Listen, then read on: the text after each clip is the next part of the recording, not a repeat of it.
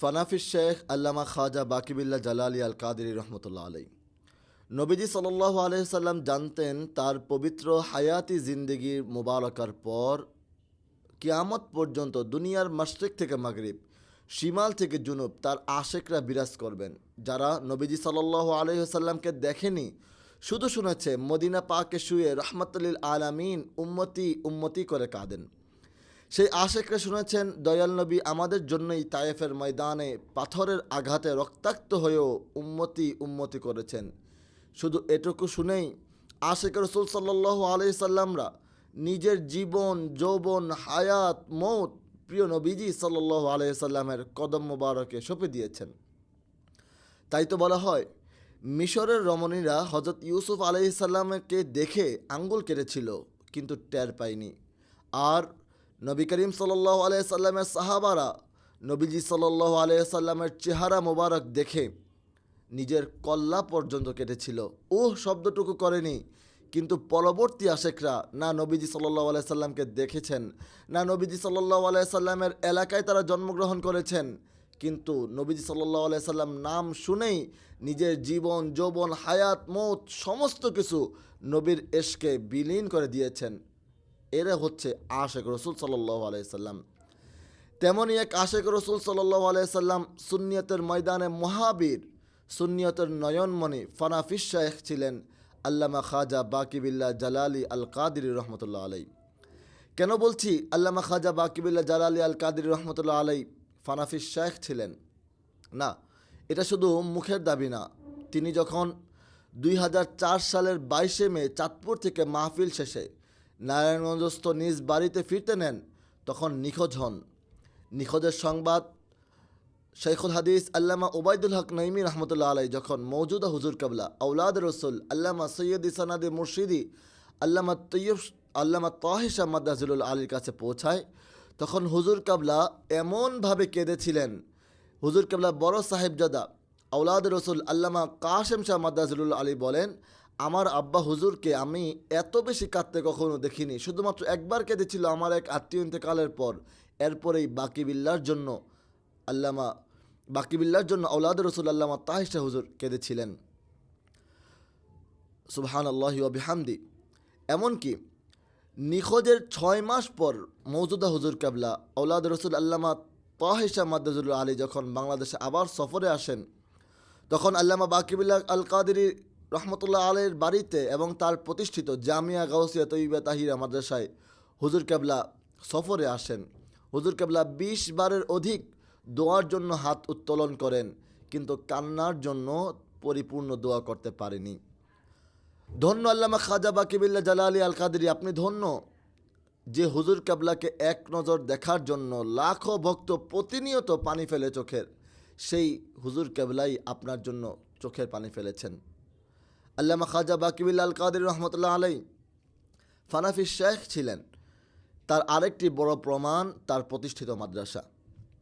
নারায়ণগঞ্জ জেলার বন্দর উপজেলার স্বল্পের চক এলাকায় প্রতিষ্ঠা করেন মাদ্রাসা, যে মাদ্রাসায় এখনও প্রায় 300 শিক্ষার্থী দ্বীনি জ্ঞান অর্জন করছে, যে মাদ্রাসায় তার জীবনের সকল কিছু ব্যয় করে গিয়েছেন তিনি। এমনকি মাদ্রাসায় অনাবাসিক শিক্ষার্থী বহনকারী ভ্যান তৈরি করার সময় অর্থের অভাব দেখা দিলে স্ত্রীর মূল্যবান স্বর্ণের গহনা বিক্রি করে তিনি ভ্যান তৈরি করেছিলেন।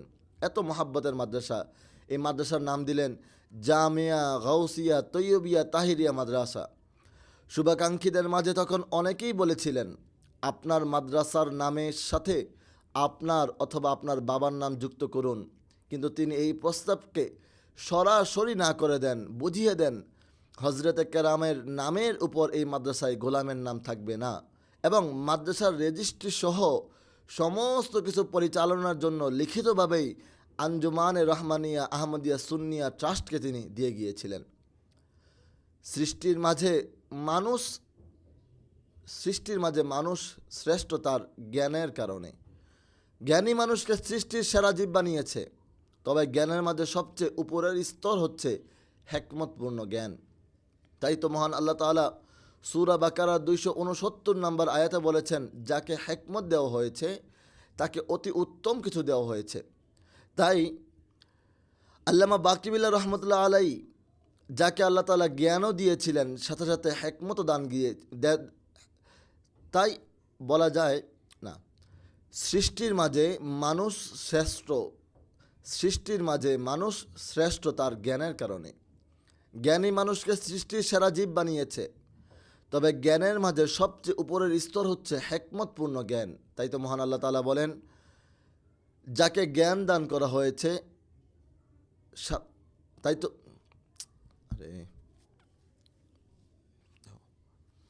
সৃষ্টির মাঝে মানুষ শ্রেষ্ঠ তার জ্ঞানের কারণে। জ্ঞানী মানুষকে সৃষ্টির সেরা জীব বানিয়েছে। তবে জ্ঞানের মাঝে সবচেয়ে উপরের স্তর হচ্ছে হেকমতপূর্ণ জ্ঞান। তাই তো মহান আল্লাহ তাআলা সূরা বাকারা 269 নং আয়াতে বলেছেন, যাকে হেকমত দেওয়া হয়েছে তাকে অতি উত্তম কিছু দেওয়া হয়েছে। তাই যাকে জ্ঞান দ্বারা দান করা হয়েছে তিনি উত্তম, আর যাকে জ্ঞানের সাথে সাথে হেকমতও দান করা হয়েছে তিনি অতি উত্তম। আল্লামা খাজা বাকিবিল্লাহ জালালি আল কাদির রহমতুল্লাহ আলাইকে মহান আল্লাহ তাআলা জ্ঞান এবং হেকমত দুটোই দান করেছিলেন। সেজন্যই মাত্র ৩৯ বছর ১০ মাস ৬ দিন হায়াত পেলেও ইন্তেকালের আজ ২০ বছর পার হচ্ছে, হাজারো নবী প্রেমিক এখনও তাকে অশ্রু ভেজা চোখে স্মরণ করে।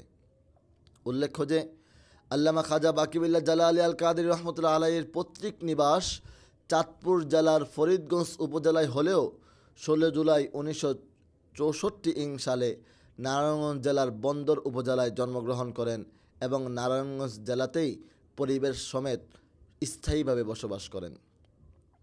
প্রিয় বন্ধুরা, আচ্ছা বসবাস করেন তাই না?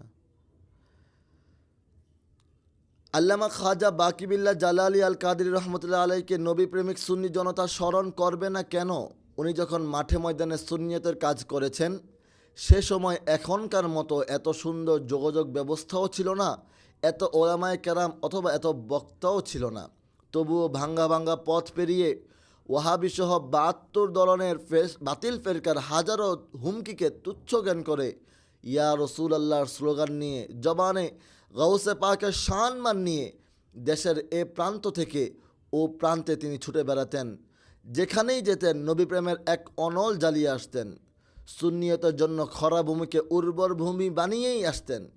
আমরা এখন অনেকের নামের পাশেই বাতিলের আতঙ্ক লকব দেখতে পাই, কিন্তু আল্লামা খাজা বাকিবিল্লাহ জালালি আল কাদির রহমতুল্লাহ আলাই ছিলেন প্রকৃত অর্থেই বাতিলের মহা আতঙ্ক, যার ফলে আল্লামা খাজা বাকিবিল্লাহ জালালি আল কাদরির নিখোঁজ সংবাদ শোনার পর ইয়াজিদের রুহানি সন্তান ওহাবিরা নারায়ণগঞ্জ জেলায় মিষ্টি বিতরণ করেছিল। যোগ্যতায়, এলেমে, পদ পদবিতে আল্লামা খাজা বাকিবিল্লাহ জালালি আল কাদির রহমতুল্লাহ আলাইয়ের চেয়েও অনেকে অনেক দিক থেকে এগিয়েছিলেন। কিন্তু আল্লামা বাকিবিল্লাহ রহমতুল্লাহ আলাইকে কেন এত বছর পরেও স্মরণ করা হয়, মহাব্বত করা হয়, তার কারণ বিশ্লেষণ করলে দেখা যায় অনেকের মাঝেই তার যোগ্যতায়, এলেমে, পদ পদবিতে আল্লামা খাজা বাকিবিল্লাহ জালালি আল কাদির রহমতুল্লাহ আলাইয়ের চেয়েও অনেকে অনেক দিক থেকে এগিয়েছিলেন। কিন্তু এত বছর পরেও আল্লামা বাকিবিল্লাহ রহমতুল্লাহ আলাইকে কেন স্মরণ করা হয়, কেন মোহাব্বত করা হয়, এটা বিশ্লেষণ করলে দেখা যায় তার মাঝে এমন কিছু গুণ ছিল যা অন্য অনেকের মাঝে অনুপস্থিত। সব গুণ নিয়ে আলোচনা করা আমাদের উচিত হলেও আমাদের আলোচনা এখানে সংকুলান না হওয়ার কারণে কয়েকটি গুণ আলোচনা করা যায়। তার গুণের মধ্যে ১ নম্বরে রাখা যায় ইখলাস বা সুন্নিয়তের কাজে একনিষ্ঠতাকে। একদম খাঁটি নিয়ত, অন্তর ও মুখ এক রেখে সারা জীবন সুন্নিয়তের জন্য তিনি কাজ করে গিয়েছেন। এর উজ্জ্বল উদাহরণ হলো তিনি দেশ বিখ্যাত তেজস্বী ইসলামী বক্তা হওয়ার পরেও মাহফিলের হাদিয়া নিয়ে কখনোই কোনো ডিমান্ড বা দর কষাকষি করতেন না। মাহফিল শেষে হাদিয়া কত দিল তা নিয়েও চিন্তিত থাকতেন না। এমনকি কোনো কোনো মাহফিলে পরিপূর্ণ অথবা অর্ধেক হাদিয়া তিনি আবার মাহফিল কমিটিকে দিয়ে দিতেন, যেন পরবর্তীতে সুন্নিয়তের কাজে তাদের জন্য সহযোগিতা হয়। আচ্ছা,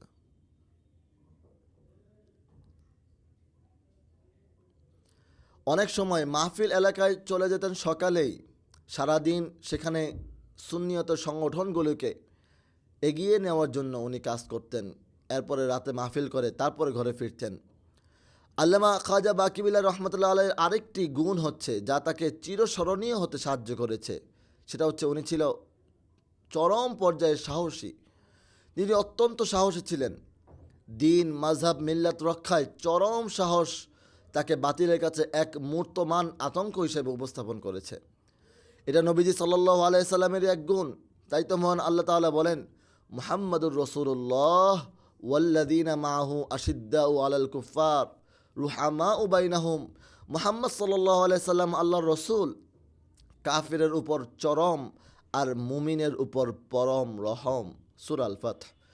স্পষ্টভাষী জালালি বক্তব্য মাঠে ময়দানে সুন্নিয়তের পক্ষে আন্দোলন সংগ্রামের কাণ্ডারি হিসাবে অল্প বয়সেই সকলের কাছে পরিচিত হওয়ার কারণে ওয়াহাবি, জামাতি, শিয়া, লামাজহাবি সহ ৭২ রকমের বাতিল ফিরকার টার্গেটে পরিণত হন তিনি।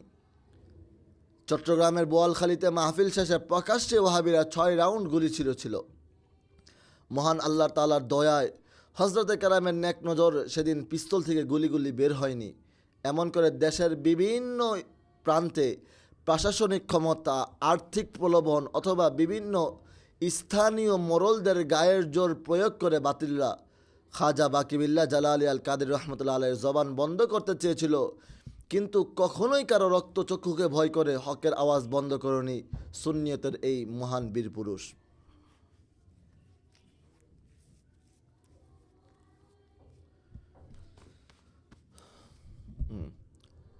হুজুর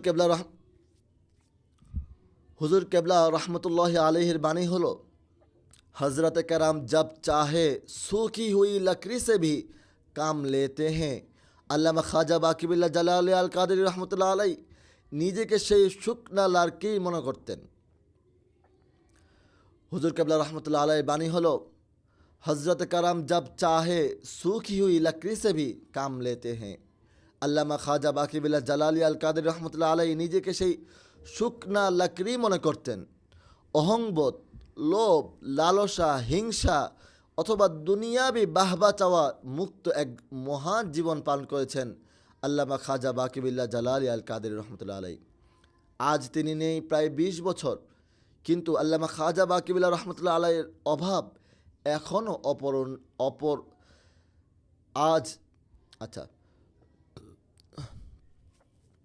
দেখছো কাম করে।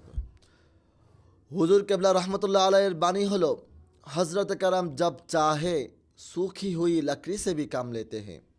আল্লামা খাজা বাকিবিল্লাহ জালালি আল কাদেরী রহমতুল্লাহ আলাই নিজেকে সেই শুকনা লাকড়ি মনে করতেন। অহংবোধ, লোভ, লালসা, হিংসা, দুনিয়াবি বাহবা চাওয়া মুক্ত এক মহান জীবন পার করেছেন আল্লামা খাজা বাকিবিল্লাহ জালালি আল কাদেরী রহমতুল্লাহ আলাই। আজ তিনি নেই ২০ বছর, কিন্তু এখনও আল্লামা বাকিবিল্লাহ জালালি আল কাদেরীর অভাব পূরণ হয়নি। এই অভাব আমরা অপূরণীয় আমাদের জন্য ক্ষতি হয়ে গেল। এই ২০ বছরে আমরা আরও বহু বড় বড় ওলামায়ে আহলে সুন্নাতকে হারিয়েছি, যাদের বিকল্প আজও তৈরি হয়নি এবং ভবিষ্যতেও হবে কিনা আল্লাহ তাআলাই ভালো জানেন। তবে তারা আমাদের চোখের আড়াল হলেও মনের আড়াল হতে পারেনি। তাদের জীবনী, শিক্ষা, আদর্শ আমাদের জন্য এখনও আমাদের কর্মপন্থা, আমাদের চলার পথেও। সেজন্যই আমরা স্লোগান দেই, এক বাকিবুল্লাহ লোকান্তরে, লক্ষ বাকিবিল্লাহ ঘরে ঘরে। আজকে যদি আমরা লক্ষ বাকিবিল্লাহ ঘরে ঘরে তৈরি করতে পারি, তাহলে আমাদের সংসদ হবে ইয়া নবী সালাম আলাইকার আওয়াজ হবে। সেজন্যই আমরা